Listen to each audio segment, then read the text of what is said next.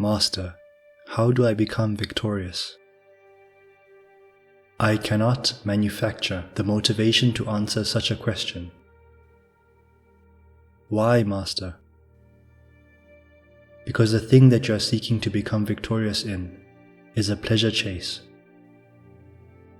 But Master, when I watch you compete with the sword, the arrow, and hand-to-hand combat, you are consistently victorious. I suppose. How do you become victorious? This question does not interest me.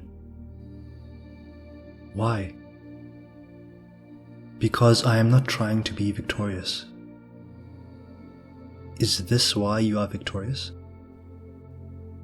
You are attempting to trap me in a corner, student. It will not work. I do not mean to trap you. In fact, you do. Why? Despite my avoidance of your question, you attack from a different angle, seeking the same answer to your silly inquiry as how to become victorious. Master, may I ask you something with sincerity? If you wish. Do you genuinely not seek to become victorious? That is correct. Why? If there is any victory I have devoted myself to, it is victory over the insidious concept of victory and defeat.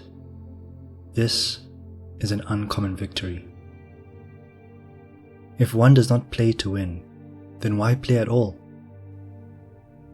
There is no requirement to play. Why should a man play if he does not play to win? He should not play then. Do you not have a reason why such a man should play? No.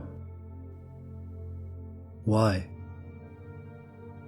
The man who asks such a question will not be satisfied by any answer that does not coincide with his philosophy. I do not understand, Master. A man who questions why he should play, if he does not play to win, is a man who sees things through the narrow lens of victory and defeat.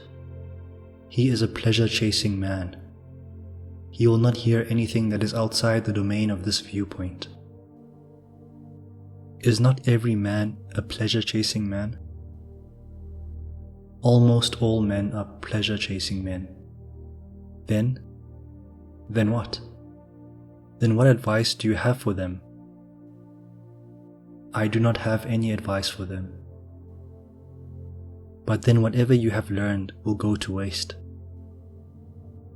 It will go to waste if I spend it in areas in which it cannot take root.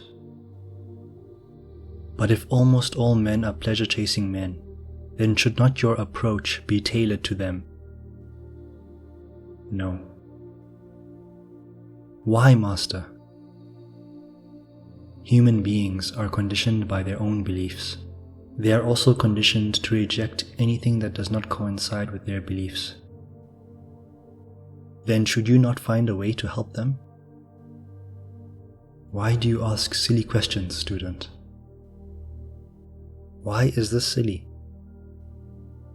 A man who is helped against his will view the help as an assault. The man who asks for help is secretly asking for permission to act in accordance with his own beliefs. The one who drops to his knees and is willing to divorce himself from all that he has come to believe, because he would rather die than continue living the lies he has been living. This is a man who is truly seeking help. Would you help such a man? Perhaps. Why? Because he is ready. Ready for what, Master? Ready to know the truth. When does a person become ready, Master? When, through whatever means or circumstances, a longing grows within him, a longing to either abandon the falsehoods he has been living, or a longing to arrive. Arrive where? The words differ for every human being. For one person, it may be a longing to arrive at their ultimate human potential. For another, it may be longing to arrive at truth. Master, I feel sheepish asking this question, but is there anything wrong with victories, rewards, or ambitions?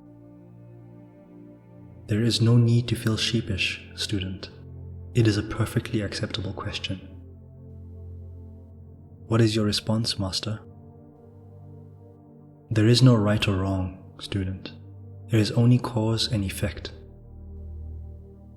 Might you expand a little, Master? There is nothing wrong with victories, rewards, or ambitions. The question is what effect they have upon a human being. And what effect is that? Where there is a reward on the horizon, there will be an effect upon the human mind. The effect will result in a chase. If I may ask, what is wrong with the chase? It would be more effective to ask what the effect of a chase is. And what is that? The effect of a chase is anxiety. A man who chases will live under the weight of hope, fear, and anxiety. Any thought or action that arises from hope, fear, or anxiety is a reactive thought or action. Any thought or action that is reactive is not truth. Thus, it is bound to create more problems in its wake. This is a path that can never lead to permanence, peace, mastery, or one's true potential. This is a path that cannot lead to an arrival. I wish to move in the direction of truth, Master. I do not seek to chase rewards any longer. My first instinct is to ask what I should do, but I am learning not to ask for prescriptions. Perhaps it'll be more effective to ask how you became devoted to the path of uncommon victory. I came to see that pleasure chases had no end.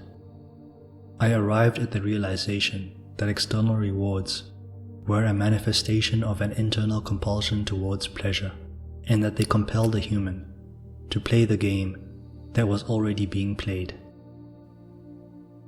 The game already being played, Master? Rewards compel a man to jump into the ring. He spends his entire life in the ring, fighting and striving and struggling, but he never sees the ring for what it is. The reward has robbed him of the opportunity to see the game for what it is. Thus, he sees through the dark and clouded lens of the rulebook he has been given. For his entire life, this man has thought of himself to be a professional at his craft, but he never comes to realize that he does not truly know the game that he calls his profession. For he has always seen it only through the perspective that the culture conditioned him with. And in this man's profession and culture, everything is a lie? Is there any way it cannot be a lie, student? I do not understand. As almost every man is a pleasure chaser, must not every profession in the world be filled with pleasure-chasing men? Yes, it must be so. In a world of pleasure chasers, what else can be produced other than a pleasure-chasing culture? In a pleasure-chasing culture, can there be anything other than lies? Can a poisoned well bear water that is pure? No, Master, it cannot. It is now that I am beginning to see that few will be able to understand these words. There is no reason to lament, student. If there is but one, it is enough. I seek to be that one, Master.